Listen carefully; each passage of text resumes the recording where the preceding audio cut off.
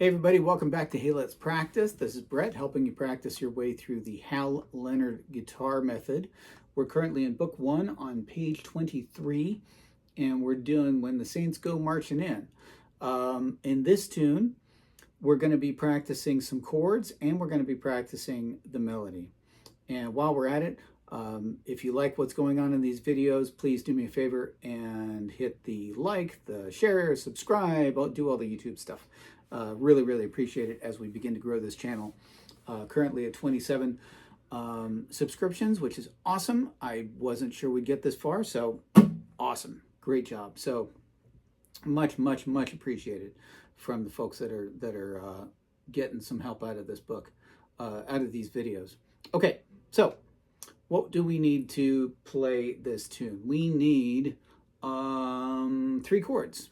We need our G chord, we need our C chord, and we need our D7. Okay? Now, for those of you who are brand new to this channel, we use 2 different versions of the G chord. We use what I call the 1, 2, 3 G, which is our first 3 fingers. We also use what I call the 2, 3, 4 G chord, which is not using the first finger, but using the pinky. And how does that work? Well, let's check it out.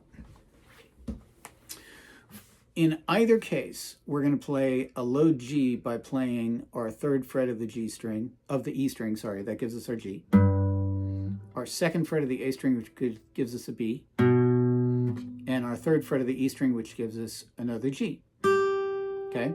Now, in the 1, 2, 3 G chord, the 2nd finger is that low G. The 1st finger is the B. And the 3rd finger is the top G. All right. Now, in the 2, 3, 4 G, using the other 3 fingers, it goes 3rd finger on the G, 2nd finger on the B, 4th finger on the top G. It's the same G chord either way. Or, all right. And which one we use depends on what chord we're going to or what chord we're coming from. If I'm using the 2, 3, 4 G, it makes it easier for me to get to my C chord. There we go. But harder to get from here to my D7. A little trickier because I have to move all 3 fingers. So we'll get to that in a second. So there's our G chord. Our C chord is 3rd fret of the A string with our 3rd finger. That's our C. 2nd finger goes on the 2nd fret of the B string, the A string, sorry, the D string.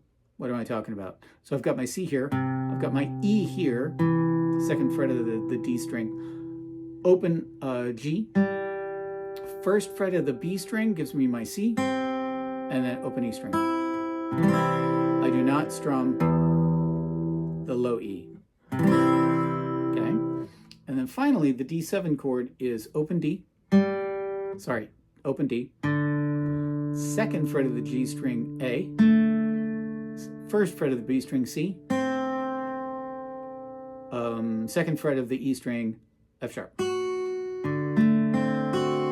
Okay? Be careful when you're playing, let's say, a C chord. If you're getting this sound, what that means is you need to arch your fingers more. Okay, and what that does is it means that you're not accidentally muting a string next to a string that you're currently fretting.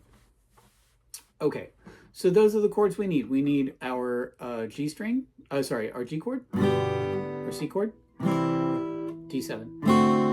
All right, let's go over those chords real quick. We have a 3-beat pickup into this tune, which means how many more beats would we need for a 4-beat measure? Well, we would need 1 more beat. So let's say there's 1 beat of silence. The next beat would be beat 2. So we start on beat 2. But we don't start the chords until we get to our first full measure, which we're going to call our first measure. The pickup measure doesn't count as a measure. All right, so we start where the chord symbol says G, and we're going to say, let's pick a G chord to start on. Let's start on our 1, 2, 3 G. All right. So I'm going to strum that 4 times. 1, 2, 3, 4. Second measure, I'm going to do the same thing. 2, 3, 4. Third measure. 2, 3, 4. Fourth measure. Now I'm going to the second line. There's no new chord symbol, so I keep strumming the G. 1, 2, 3, 4. Do it again. 2, 3, 4. Now I have to move to my D7 chord. Now from here, from my 1, 2, 3 G, all I do is I take this third finger, slide it back one fret, take these 2 fingers who were over here, and now I'm going to put them over here. Sorry, put them over here. Sorry. There we go. Hit that 4 times twice. 1, 2, 3, 4, 1, 2, 3. Now I'm just going to reverse that to go back to the G chord. 1, 2, 3, 4. Third line, do it again. 1, 2, 3, 4. Now I have to, because I'm on the 1, 2, 3 G, now I have to reset everything. Third fret of the A string, second fret of the D string, first fret of the B string. 1, 2, 3, 4. Now here's where that 2, 3, 4 G comes in handy, because all I have to do is take these 2 fingers moving back, take this finger coming down to the G. All right? 1, 2. Now I have to reset everything from my D7. And now I can go back to the 1, 2, 3 G.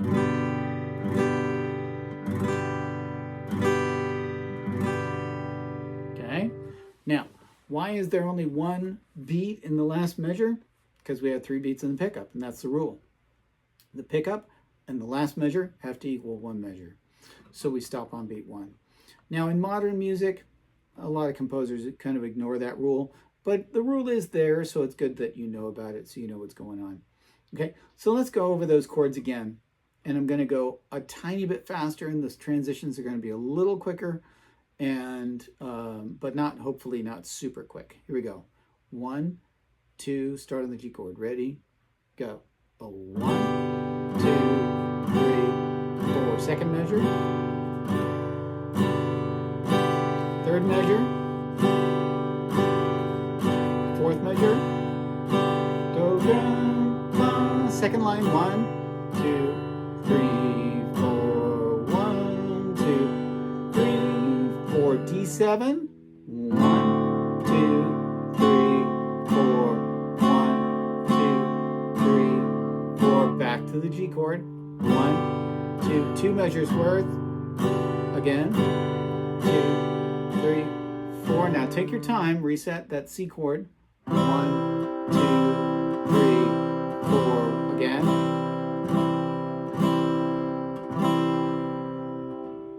2, 3, 4 G maybe.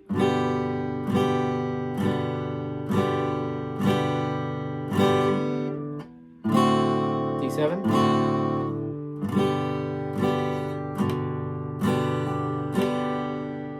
And there you go. All right. Now, if you have a preferred G chord, and you can make the transition from that G chord to whatever chord you want, go for it. Bless you. All right. There are actually about a half a dozen ways to play a G chord. This setup is just the easiest.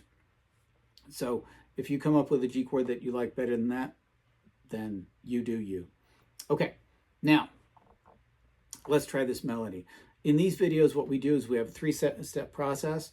We say the notes in time. In other words, we're counting the rhythm as we go. And then we say the notes while we play the notes, again, in time. And then we say the counts while we play the notes. So we're also using some ties. Tying 2 notes together is that curved line where you play those 2 notes as if they were 1 note. So for example, we get to that D in the first measure, and it ties to the next measure. So I don't say D again when I get to the next measure. The next note I'm going to say is G.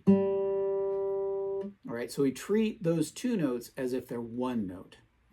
All right, let's give it a shot. Starting on beat 2, say the notes. 1, 2, 3, 4, 1. G, B, C, D, 2, 3, 4, 1.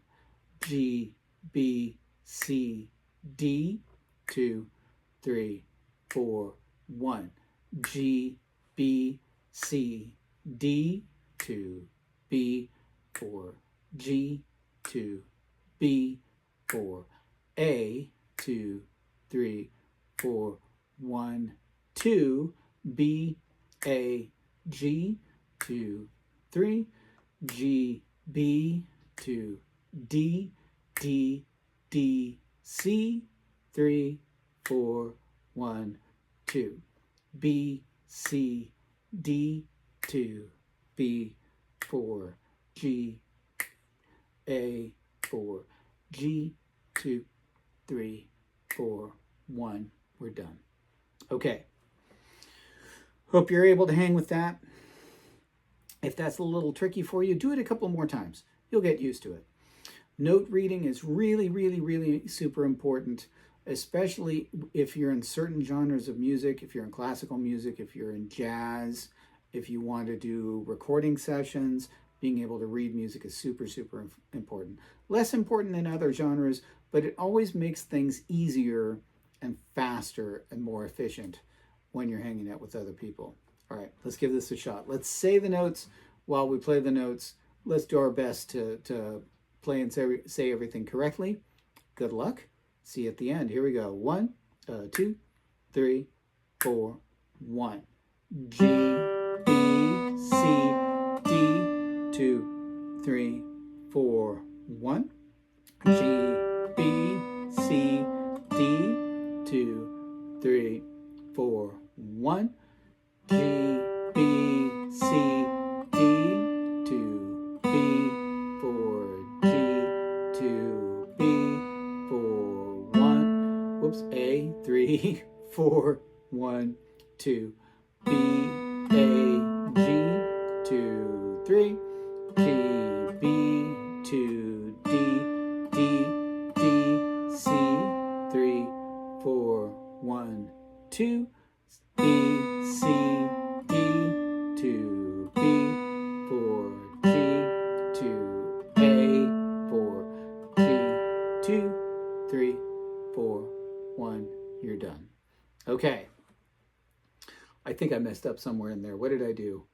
I started doing the counts for the A or something. I forget. I don't know. All right.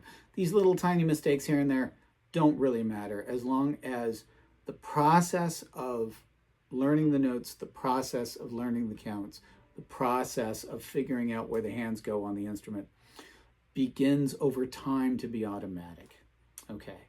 All right. Very good. Now let's say the counts. We're going to play the notes and say the counts. This is often a little trickier for folks as the tunes get more complicated, but just keep trying until you get it several times in a row.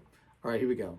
1, 2, 3, 4, 1. 2, 3, 4, 1. 2, 3, 4, 1. 2, 3, 4, 1. 2, 3, 4, 1. 2, 3, 4, 1. 2, 3, 4, 1. 2, 3, 4, 1. 2, 3, 4, 1. 2, 3, 4, 1. 2, 3, 4, 1. 2, 3, 4, 1. 2, 3, 4, 1. 2, 3, 4, 1. 2, 3, 4, 1. 2, 3, 4, 1. 2, 3, 4, 1. You're done. All right. Congrats. You made it. At least I hope you made it. If you're having trouble with this, again, just keep after it over and over and over and over and over. And eventually, these processes begin to become more automatic. Your hand just knows where to go, etc., etc. So just keep after it until it becomes easy. Now, final exam time, of course. Play with the backing track. That backing track goes faster than what we were just doing, so you have to be super comfortable with the tune. Do it while playing the chords, and do it while playing the notes. All right, good luck. See you in the next video. All right, bye-bye, everybody.